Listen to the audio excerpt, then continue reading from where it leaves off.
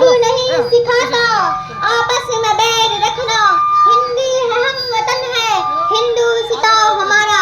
गिराते कदर हजरात आजाद हिंदुस्तान की तारीख में दो दिन यादगारी की हैसियत और कौमी अहमियत रखते हैं। एक 15 अगस्त, दूसरा 26 जनवरी।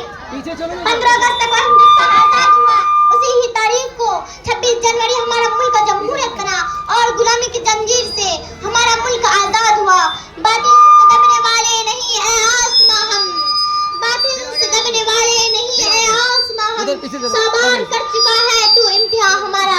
हजरत गिरामी सरजमीन हिंदुस्तान का चप्पा चप्पा और गुलिस्तान हिंद का पत्ता पत्ता और बूटा बूटा इस बात पर शाहिद है कि हिंदुस्तान की मुकद्दस सरजमीन पर जब तन के गोरे और मन के काले अंग्रेजों का नापाक साया पड़ा, जब यह साजिशी कौन हिंदुस्तान का तख्तो ताज का मालिक बन बैठी, तो सबसे पहले अंग्रेजी के खिलाफ अलमे बगावत हमने बुलंद किया। राहों खतरात से बेफिक्र होकर मुल्क की आजादी की तलाश में हमने फांसी के फंदों को चूमकर मंजिल का निशान पूछा। तो कभी मुल्क की आजादी के लिए हमने अपने जिस्मों को लहूलुहान करवाया, आँख के अंगारों में जाना पसंद किया। हमने इस मुल्क की खातिर बरसरे अदालत हुक्म आजादी सुनाई, मालदा की कोठियों को हमने अपना वतन बनाया।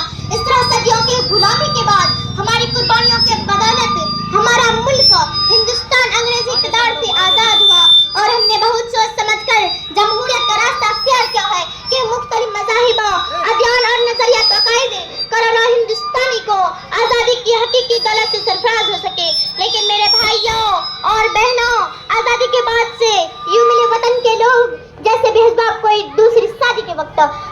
मिल्लत इस्लामिया के गयूर नौजवानों, आप तारीख को उठाइए और मुतला कीजिए। आज़ादी के बाद से मुसलमानों के साथ किस तरह का रवैया अख्तियार किया गया है, जुल्म और इत्तेदाद के कैसे कैसे हथियार इस्तेमाल किए गए हैं।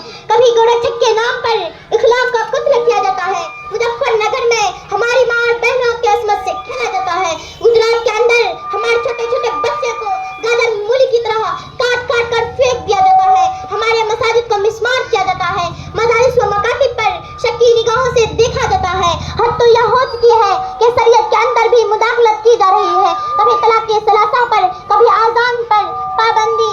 दोस्तों, ईवान हुकूमत तक यह आवाज मैं पहुंचा देना चाहती हूँ।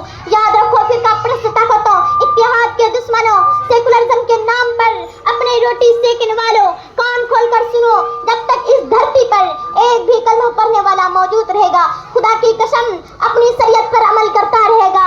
हम कल भी अमल करते थे, आज भी अमल करते हैं और रोज़े क़यामत तक भी अमल करते रहेंगे। कोई माए का लाल पैदा नहीं हुआ जो हमको रोक सके अमल करने से। याद रखो, कल हम आज़ादी के लिए सूली पर चढ़ते थे, आज भी चढ़ सकते हैं और तो वो बारूदों का मुकाबला आज भी कर सकते हैं, बारूदी शौलों से झुलस सकते हैं। लेकिन मेरे दोस्तों, अपने दीन व धर्म और मजहब व मिल्लत के अंदर आज आने नहीं दे सकते। मजलूम सही मजबूर नहीं है हम, मजलूम सही मजबूर नहीं है हम।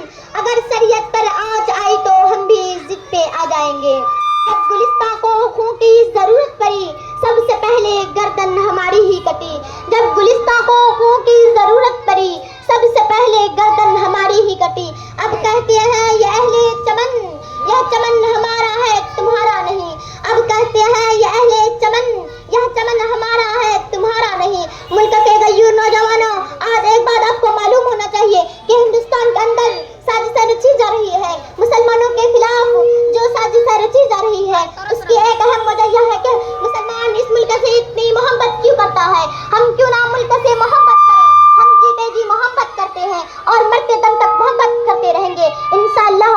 और मोहब्बत की सर्टिफिकेट के लिए हमें किसी आरएसएस, बजरंग दल, विश्व हिंदू परिषद से लेने की जरूरत नहीं। मुल्क से मोहब्बत का तरीका हमें अल्लाह के रसूल ने सिखाया है। मुल्क से मोहब्बत का तरीका सिखाया है, नाविलों से हमें जरूरत नहीं। अज़ीज़ान मिल्लत, जो लोग यहाँ साजिश मुसलमान इस मुल्क से मोहब्बत नहीं करते और इस बात मोहब्बत नहीं करते, तो इन फिरका परस्त ताकतों को मैं याद करती हूँ। बालाकोट की पहाड़ियों पर सर सैयद और इस्माइल शहीद रहमतुल्लाह अलैह ने अपनी जानों की कुर्बानी दी। भारत की आज़ादी के लिए शामली के मैदान में